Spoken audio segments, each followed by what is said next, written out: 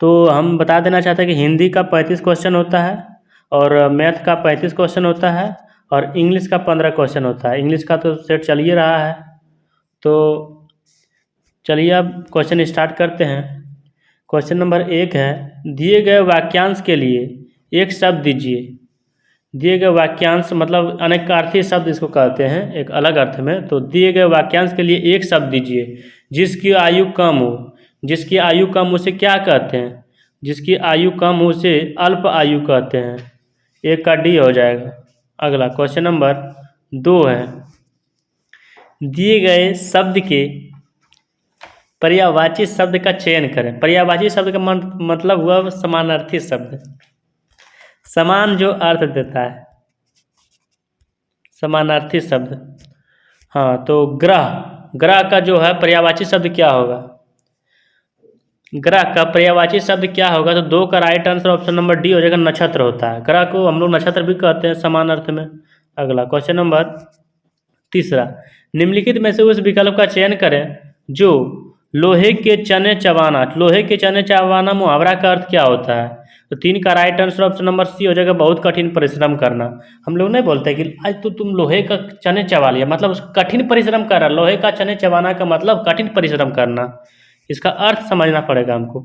सही वर्तनी वाले शब्द मतलब इसमें से एक जो है, एक ऑप्शन गलत दिया गया है, उसमें से हमको सही वाला शब्द को चुनना है। कौन सा? इसमें इनका क्षुधा लिखा है, क्षुधा। कौन सा क्षुधा सही है? तो 4 का right answer option number D हो जाएगा, क्षुधा। सौकार धो आकार क्षुधा, ये सही होगा। अगला क्वेश्चन नंबर 5 है, जो अभी तक हमारे चैनल पर अभी नए आए हुए हैं वह हमारे चैनल को अवश्य सब्सक्राइब कर लें। जब आप जैसे कि बिहार सिविल कोड का एग्जाम देने वाले हैं तो हमारे चैनल से जरूर जुड़ें। आपको एक्सप्लेनेशन बहुत ही बेहतर लगेगा देख करके। इन्हें कि खाली क्वेश्चन सोल्यूशन का बता, हर एक क्वेश्चन के बारे में कुछ ना कुछ जरूर बता देते हैं। तो चलिए क्वेश्चन नंबर 5 के बारे में जान लेते हैं थोड़ा। निम्नलिखित में से उस विकल्प का चयन करें जो रूह कांपना मुहावरे का अर्थ क्या होता है? रूह कांपने मुहावरा का अर्थ होता है 5 का सी होता है। 5 का सी जो बहुत डरना, मतलब रूह कांपना।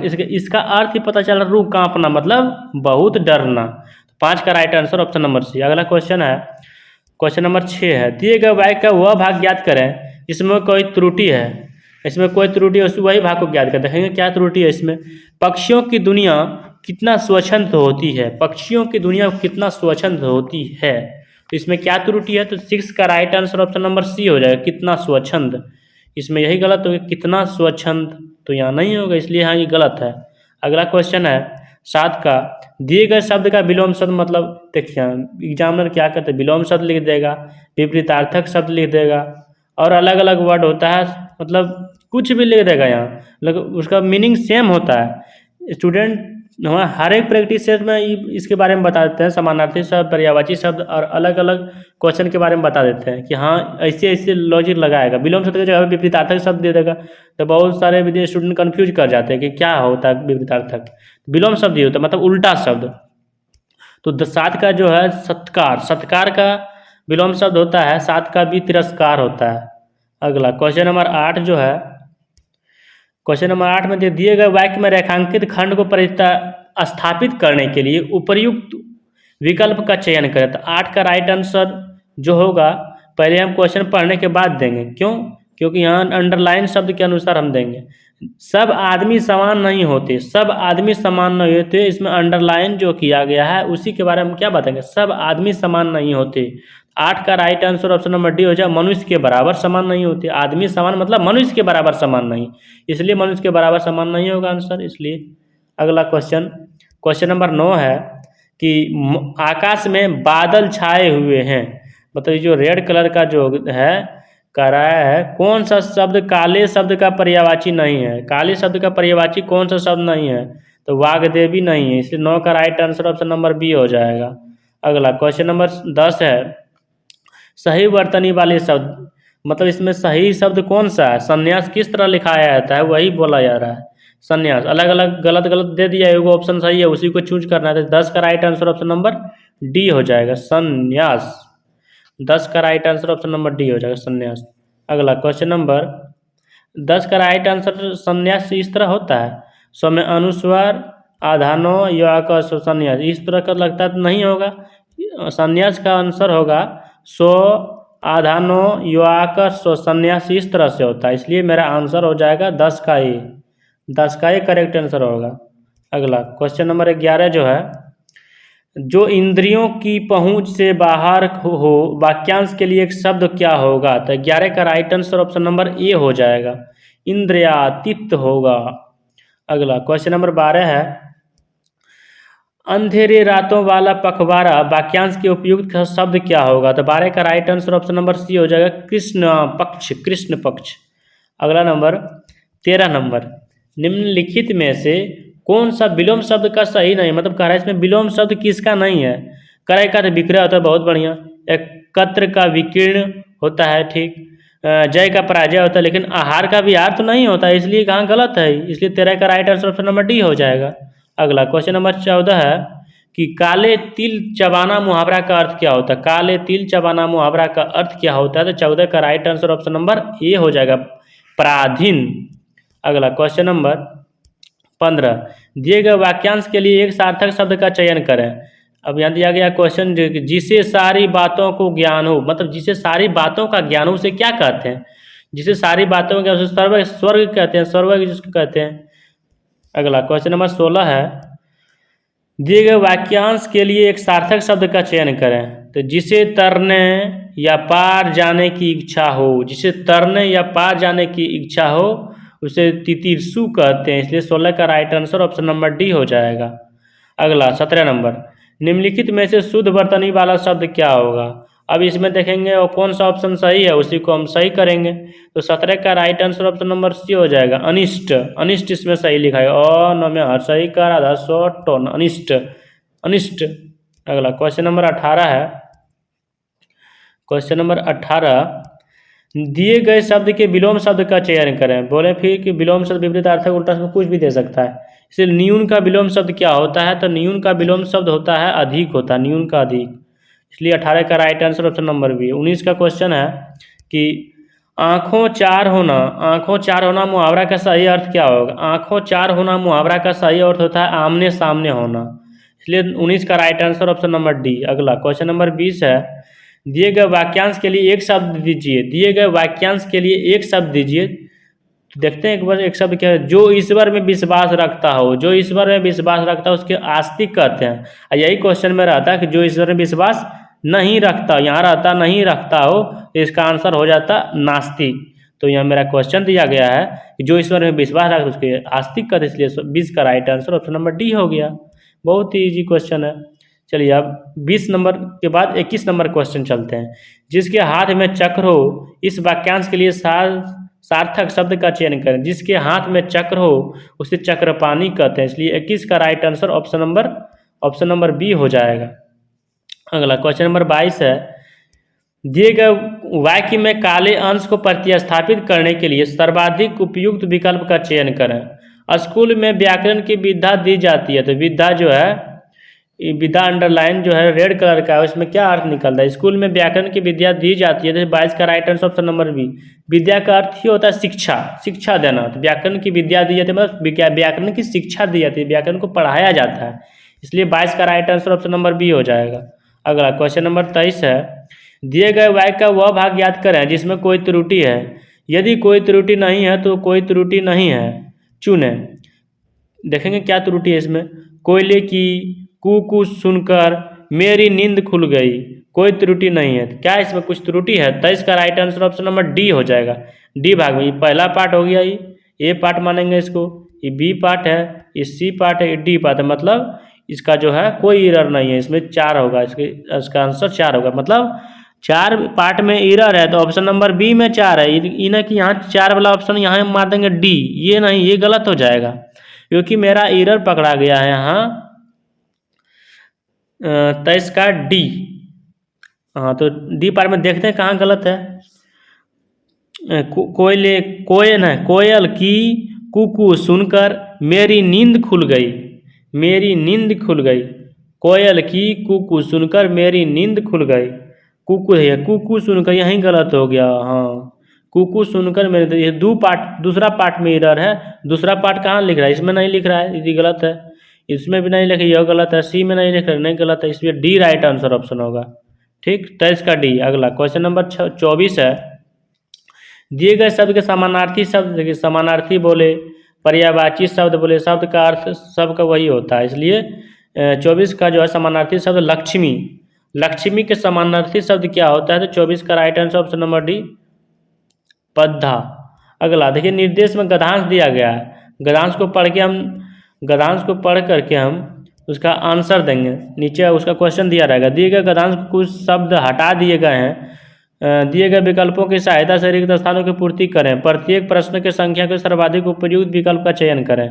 जिज्ञासा मनुष्य की डैश प्रवृत्ति है और आनंद प्राप्ति उसकी स्वाभाविक डैश है।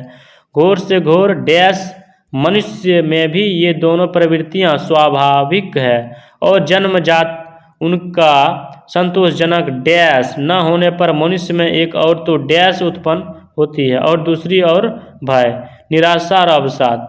अब क्वेश्चन को देखते हैं, गद्यांश के अनुसार क्या क्वेश्चन कह रहा है। गद्यांश के रिक्त स्थान पहला के सर्वाधिक उपयुक्त शब्द क्या होगा? तो 25 का right answer option number D स्वाभाविक होगा। स्वाभाविक आपका चयन किया गया था। अब 26 नंबर गद्यांश को पढ़ते हैं। 26 नंबर गद्यांश में क्या कहा गया है कि गद्यांश के रिक्त स्थान 2 के लिए सर्वाधिक उपयुक्त मतलब ऑप्शन इसमें कौन सा है? तो कामना की बात कर रहा था, इसलिए 26 का राइट आंसर ऑप्शन नंबर ए हो जाएगा। अगला 27 नंबर में है कि गद्यांश के रिक्त स्थान 3 के लिए सर्वाधिक उपयुक्त शब्द कौन सा होगा? 23 का राइट आंसर भौतिकवादी के बारे में चर्चा किया, इसलिए 23 का राइट आंसर 27 का right answer option number D. अगला 28 नंबर है, गद्यांश के रिक्त स्थान 4 के लिए सर्वाधिक उपयुक्त शब्द क्या होगा? 28 का जो है right answer option number A समन के बारे में किया गया था। अगला 29 नंबर क्वेश्चन है, गद्यांश के रिक्त स्थान 5 के सर्वाधिक उपयुक्त शब्द क्या होगा? गद्यांश के सर्वाधिक रिक्त स्थान 5 के लिए उपयुक्त शब्द क्या होगा? तो 29 का right answer option number C हो गया, अनास्था। निर्देश 30 से 35 में नीचे दिए गए गद्यांश को पढ़कर सबसे उचित विकल्प का चयन करें। समाज में पाठशालाओं, स्कूलों अथवा शिक्षा की दूसरी दुकानों की कोई कमी नहीं है। छोटे से छोटे बच्चों को माँ बाप स्कूल भेजने की जल्दी करते हैं। 2-2.5 साल के बच्चे को भी स्कूल में बिठाकर आ जाने का आग्रह भी हर घर में बना हुआ है। अगला पढ़ते हैं, इसके विपरीत हर घर की दूसरी सच्चाई यह भी है कि कोई भी माँ बाप बालकों के बारे में, बालक की सही शिक्षा के बारे में और साथ ही सच्चा और अच्छा माता पिता अथवा अभिभावक होने का शिक्षण कहीं से ही प्राप्त नहीं करता। माता पिता बनने से पहले किसी भी नौजवान जोड़े को यह नहीं सिखाया जाता है कि माँ बाप बनने का अर्थ क्या है।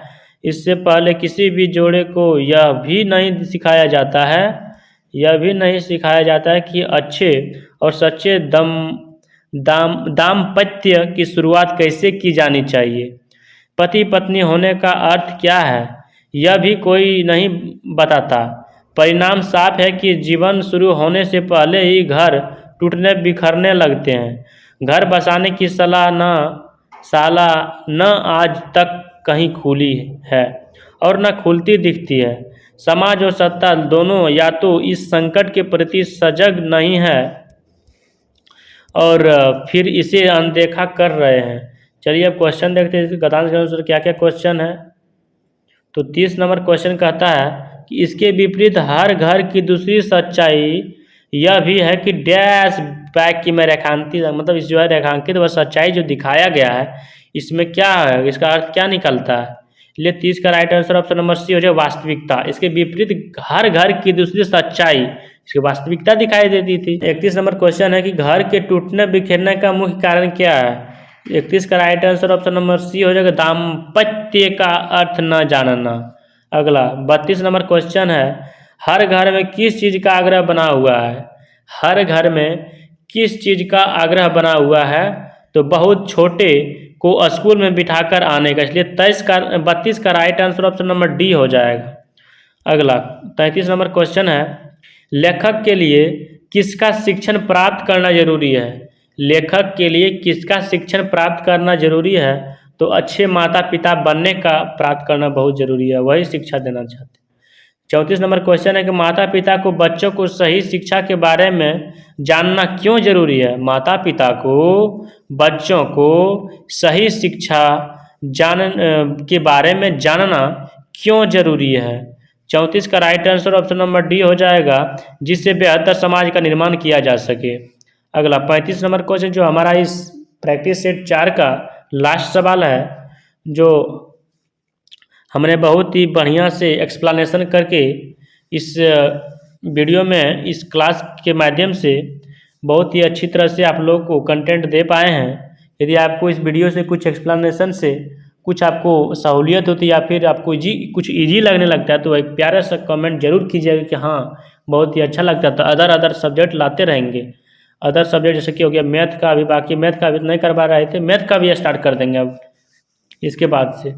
तो चलिए क्वेश्चन है 35 नंबर लास्ट सवाल, जो हमारे इस सेट का प्रैक्टिस सेट नंबर 4 है हमारा। ये अभी तक प्रैक्टिस सेट 1, 2, 3 हो चुका है।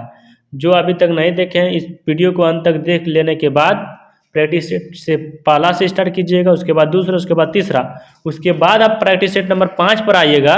इतना ज़्यादा कॉन्फिडेंस हो जाएगा, तो हमारे बताने के पहले आप आंसर टिक कीजिएगा। तो चलिए 35 नंबर का क्वेश्चन हल करते हैं। माता पिता का युग्म शब्द क्या है। माता पिता का शब्द युग्म क्या है। तो 35 का right answer option number B हो जाएगा, सार्थक शब्द युग्म होता है। तो ठीक है, आज तक यहीं, आज के लिए बस यहीं तक। और यदि आपको हमारे इस चैनल के माध्यम से कुछ आपको एक्सप्लेनेशन में कुछ हल करने के लिए, मतलब हमने आपको कुछ हल करने में सहूलियत दिए हुए हैं, तो आप अपने तमाम दोस्तों के साथ शेयर और सब्सक्राइब जरूर करवाइएगा। ठीक है, बस इतना ही।